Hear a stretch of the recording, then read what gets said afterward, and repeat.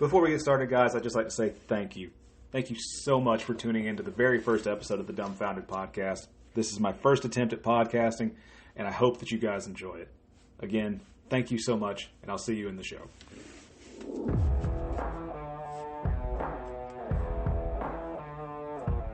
Hello, and welcome to the Dumbfounded podcast, where I dig up the wildest, weirdest, and straight up dumbest moments in history. Because apparently, stupidity isn't just a modern thing.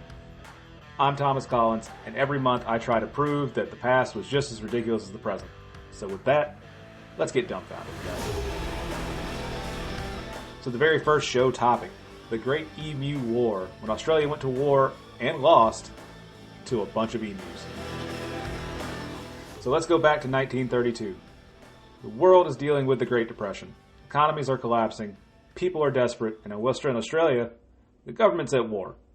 But not with another country, not with a rebellion, no. Australia went to war with emus, and lost. So let's meet the enemy, the emu. It's flightless, about 6 feet tall, it's fast, it's vaguely dinosaur-shaped, and it is 100% chaos. Now, emus have been roaming Australia for about 1,000 years, just doing bird things, running around, laying eggs, probably judging us silently. But by the 1920s, emus discovered a new hobby, ruining farms. Why? Because humans planted a bunch of tasty snacks across their migratory path, and the emus, being the freeloading, long-legged tanks that they are, took full advantage. They broke fences, ate everything, and trampled the rest like a drunken festival goer at a veggie stand. So in 1922, the Australian government was like, alright, okay, enough. And the emus were downgraded from national treasure to vermin, which is government speak for open season. So now let's look at Campion, the district in Western Australia. The region was full of World War I veterans who had been given farmland as part of a post-war resettlement plan. Basically, a thanks for your service, here's some dirt kind of program. There was just a couple tiny issues. The land, it wasn't great. The farmers, they weren't trained. The economy, it was deep in a hole. And the emus, they were thriving. In 1932, thanks to a severe drought, over 20,000 emus migrated straight into these already struggling farms like feathered doombringers. The farmers were desperate. They tried shooting the emus themselves, but with limited ammo and maybe limited aim, they turned to the government for help. And the government, in all its infinite wisdom, said, you know what? We can just send the army. Now, fast forward to Operation Featherstorm. Just kidding. That was not what it was called.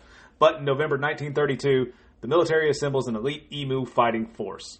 Major G.P.W.A. Meredith, and yes, that is his name, Sergeant S. McCurry, and Gunner J. O'Halloran, and one brave, most likely confused cameraman who thought he was just going to shoot a bunch of footage and not a bunch of birds. They brought with them 2 Lewis machine guns and about 10,000 rounds of ammunition. They thought that was enough firepower to take out a small army.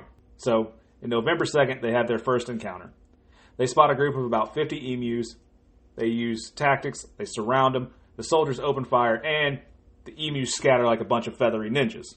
And maybe they kill a couple, but I don't have confirmation on that. So, fast forward November 4th. New plan. Let's ambush them by the watering hole. So that's what they do. They set up. Thousands of emus approach. They wait for the perfect moment. They pull the trigger. And one of the guns jams, and the emus scatter again. And the kills on that one, slightly more than 0. At this point, it's less of a military operation and more of a Looney Tunes episode. So, frustrated, the team tries mobile attacks. One soldier hops on the back of a truck with his gun ready. But the terrain is so rough that the emus literally outrun the truck. Now, imagine that for a second. You're in the army. You're a soldier. You're loaded up on the back of a truck, and you're chasing a bird that is faster than you.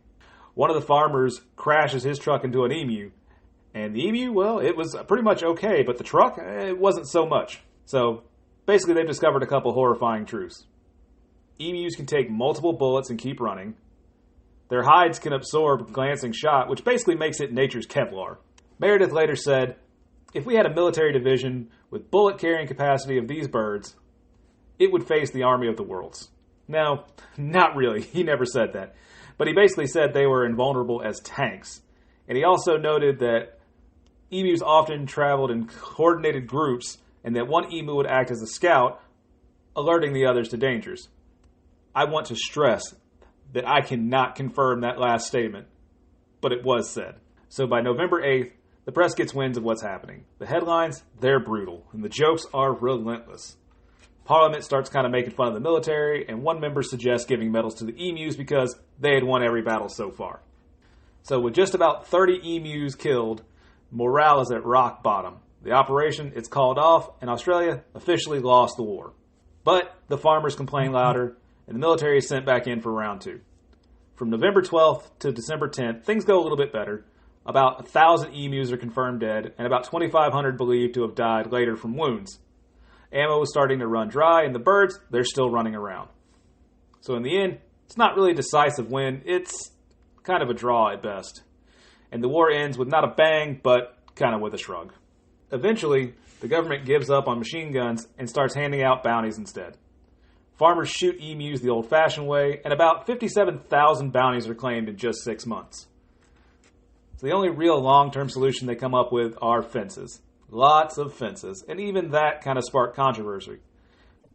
Critics argued it was hurting emu migration and endangering the species, which is hilarious because less than 2 decades earlier, these same emus were classified as pests who won a war against the National Army. The ultimate plot twist, by 1999, emus were once again formally protected under the Australian environmental law. So what was the final verdict? The birds won. The army retreated, and Australia will never live it down. So the next time someone tells you that birds aren't scary, just remind them, one time, Australia went to war with a bunch of emus, and the emus won. Well, guys, that wraps up the very first episode of the Dumbfounded podcast, where history proves that being dumb is timeless. If you laughed, learned something, or just feel slightly smarter by comparison, do me a solid, follow the show, leave me a review, and it helps history nerds find me. And honestly, I crave validation. If you guys have a suggestion for a show topic, please leave it in the comments. And until next time, stay dumbfounded.